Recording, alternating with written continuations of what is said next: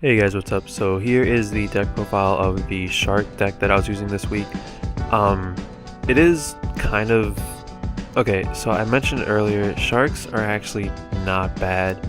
It's just that with this particular build, I was trying to tech it out, I guess, with the Princess, with the Mermaid Shark, even with the Fishborg cards. Like I never really used to run Fishborgs in Sharks, but it is a good deck, like if you decide to build that, and this deck was interesting to play as you guys have kind of seen. I mean, there's not really much to say about it. Like I said, these are going to be really just kind of quick skim through the cards when it comes to deck profiles, so I mean, let's just get into the deck profile. There's not much to talk about. So first we have one Coelacanth. I have yet to make him. I still have to play day 7. But I have yet to make him this week, but if you read his effect, you discard one card to special summon as many level 4 or lower monsters from your deck, or fish type monsters, I think. Yeah, fish type monsters from your deck.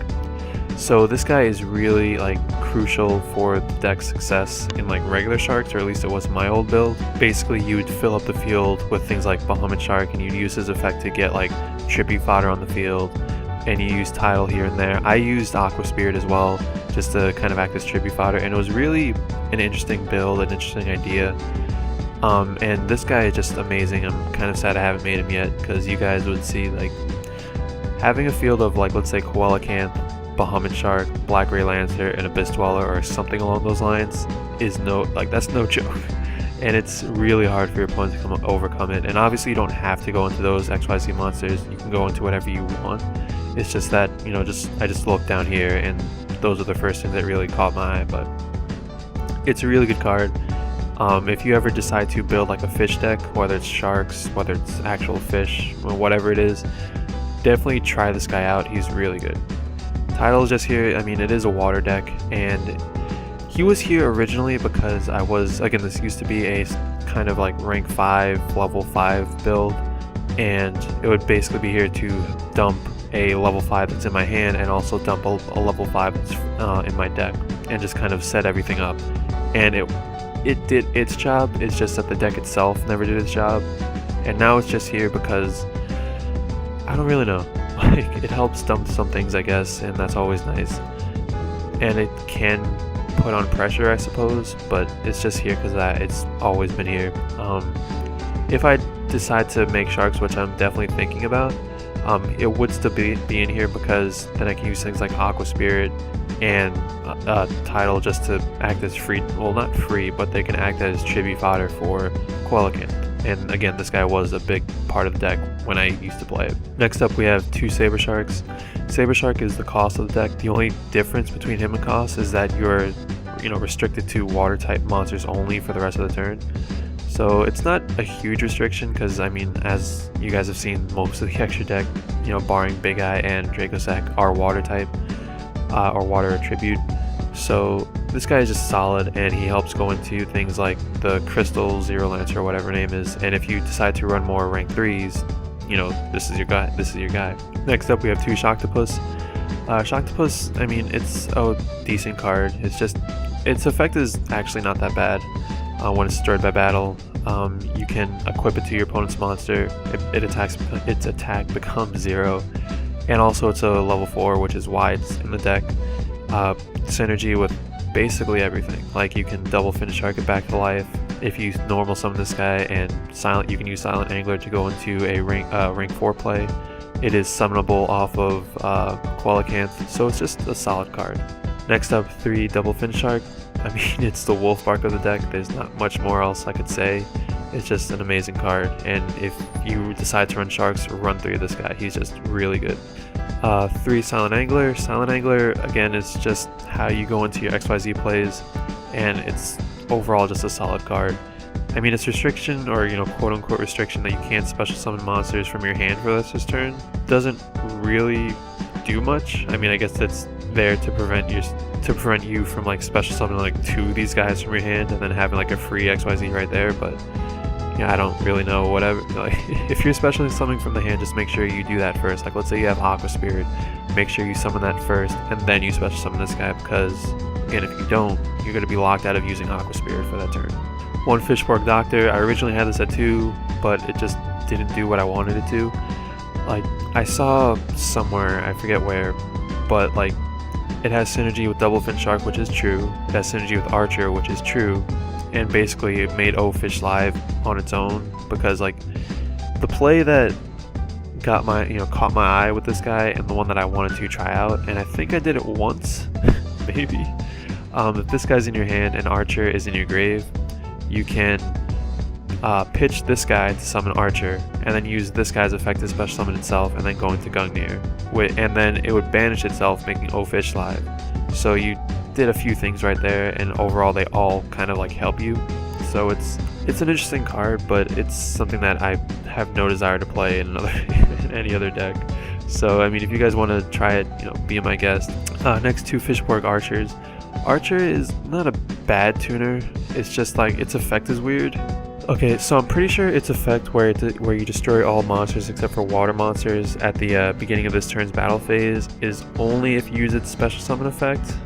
But even like that's just a weird condition. I mean, granted, the monsters that we do run are all water except for Draco and Big Eye, which I think I've made once during this series, or this week so far.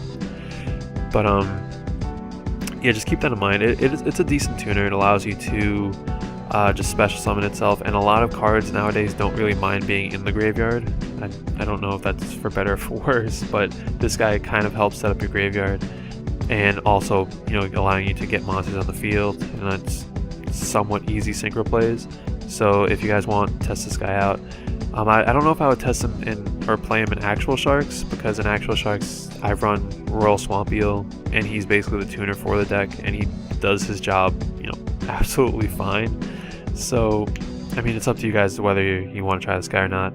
Now moving on to Mermaid Shark. Mermaid Shark, honestly, I gave it a lot of shit when I was talking about it in the very first video, but it helps set up, which might not seem like a lot because you are just leaving a level 100 attack monster on the field and you can't do anything with it. So it might seem like a drawback, which it definitely is, but it really does help set up for next turn. And even though I gave it shit, like it definitely made a difference throughout this week. I mean, I'm personally not going to play it in any other deck. It was just here because it's coming out in Primal Origin.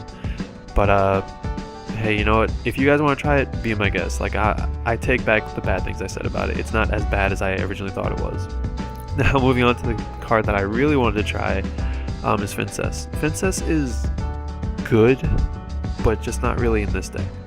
Like, if you can summon it off of 1-for-1 and you have an XYZ play that you wouldn't otherwise have, it's great, because like, let's say you have a level 4 in your hand, a Double Fin Shark, and a 1-for-1. You can 1-for-1 dump the level 4, summon, let's say, Saber Shark or something, because it'll still get its effect off. Then you normal summon Double Fin Shark, then Double Fin Shark will bring back the level 4 you just dumped. Saber Shark can make the other two, rank or level 5 to go into your Crystal Zero Lancer play, and then you still have a Saber Shark for next turn if it somehow survives, your opponent's turn. So it does have its moments where it's like really useful, but overall it's not the best thing to have in this deck. Like if I decided to run Abyss Pike, which I did at one point in the rank 5 build, it would have its uses. Like I had mentioned this earlier in like the first video, like Mermail players are apparently excited about this card because it is a way to search whatever they need at the time. So like it basically becomes whatever monster you need at that point, or at least that's how I see it. So I'm sure it works in other decks, just in this deck not as much as I would have liked and not as much as I originally thought it would. Moving on to the spells, we have 1-1-for-1, just helps get Fincess out on the field. 3 Mores of Greed, it's just draw power. One creature swap. Whenever I put Bahamut Shark in the deck, I'm really just inclined to put in an Acid Golem, and if Acid Golem is in the deck, I'm willing to put creature swap in the deck. Like I don't even care, like I haven't pulled it off this week yet, but just whenever it happens and whenever it works, it's such a satisfying feeling, and I don't know, I just really like it. I wouldn't really recommend it. If you want to try and like goof around with it, be my guest. 1 Dark Hole, I mean, I don't really need to explain this. Foolish Burial helps set up your grave. Salvage brings cards back to your hand. Like I don't really think I need to explain this spell lineup. 2 MSTs, Book of Moon. Yeah. So moving on to traps, 1 Bottomless, 2 Mirror Forces, 1 Torrential, 1 Fish Fish depth charge. I always struggle with that name. But yeah, it's kind of like a weaker, or not a weaker Icarus attack, it's just a different Icarus attack. 1 Compulse, 1 Solemn, and 1 O-Fish. This card is just monster negation. It works well with things like, it works well with things like Fincess. It actually works well with Doctor. You can banish things off title to make this card live, so it's interesting. Like, it's just monster negation, it's a counter trap, so things like Trap Stun don't work against it, and it's really just a solid card. Now moving on to the extra deck, we have 2 Gungnir. Gungnir just here because we do run the Archer, we do run the Doctor, you know, they're there for synchro plays. This is really the only, yeah, I think it's the only level 7 water synchro, don't quote me on that. But yeah, I mean, it's a solid card. You get to destroy 2 things, and if you have Tidal or Quellicant, which has yet to hit the field, you know, you do have a Big Eye or Dracosack play, so it's here for those reasons. I just kind of mentioned these 2, Big Eye and Dracosack. They're only here because I have the opportunity to make them. I've only made 1 of them in the first 6 days, so that kind of shows you how often they get made. But it's always nice to get these guys on the field, and if you have the option and you have the extra deck space, you know, you might as well at least try to make one, because they are really solid cards and they are just, you know, powerful. 1 Crystal Zero Lancer. This card is just the nuts. Like, things like Tiger King, you know, destroy it. Things like Deep Prison stop it. But outside of those, like, it can't be destroyed unless it has no XYZ material. And since a lot of this deck like is built around like climbing your way up, you know, it has usually at least 3 material, so it can survive 3 destruction, and it's usually at what, 3700, so it's a very solid card. These 2 cards, Abyss Splash and Ice Princess Crystal Zero, they're just here because you can climb their way, or you can use them as material for Crystal Zero Lancer. I don't really use these guys for any other reason. I mean, their effects aren't that bad. I mean, this one halves the attack, right? Yeah, halves the attack, and this one double its own attack. So they can be powerful. It's just that I never use their effect, you know, in this deck. 1 Bahamut Shark. I mean, it's really here for Black Ray Lancer plays, and it's not, you know, it's actually kind of good. Well, kind of good. It's really good. And also, I mean, this deck doesn't really struggle with it, but I know like Mermels, if they use Bahamut Shark, they can get over Ophion with this card. So it's definitely a nice card to have. Ragnazir, I've just fallen in love with this card. It might not be the best against like whenever I try to make an extra deck, I try to make it as generic, and like I try to have generic answers to everything, if that makes any sense. Like, you know, the Shark Knights, the I'll just leave it at Shark Knight, and Abyss Dweller, I guess, as well, because a lot of things are reliant on the graveyard. But Ragnazir is really just good against certain decks, but when it works, it's more than worth it. So I just have fallen in love with this card, and it is in most of the decks that I make nowadays. 1 Shark Knight's just a solid card. 2 Black Ray Lancers. I might go back to 1, or if I continue to play this deck, which, I mean, I might continue to play Sharks, just not this build. But yeah, this might go back to 1 just because you only really need 1 on the field. Like, don't get me wrong, destroying 2 things, like destroying 2 monsters and then being able to destroy 2 spell and traps is good, but it's a little much to have 2 and then with only 1 Bahamut Shark. So that's kind of what I'm trying to say. It's a little bit too much for everything else in the extra deck, and I'm sure I can find a better replacement card, you know, for, well, I'm sure I can find a card that better utilizes the spot in the extra deck. 1 Abyss Dweller, I mean, it helps make everything bigger, and obviously the no graveyard effect is good. Acid Golem and Abyss Strike, they're just here to special summon off of Bahamut Shark, and like I mentioned earlier, Acid Golem, creature swap, fun time, and Abyss Strike, you know, if you need the defense, like, it's there. Like, it has 2800 defense, so it's not bad. So yeah, that's the deck profile. Hopefully I didn't drag it on for too long. I don't have the time in front of me, but hopefully that was quick. And yeah, I will talk to you guys later. Later, guys.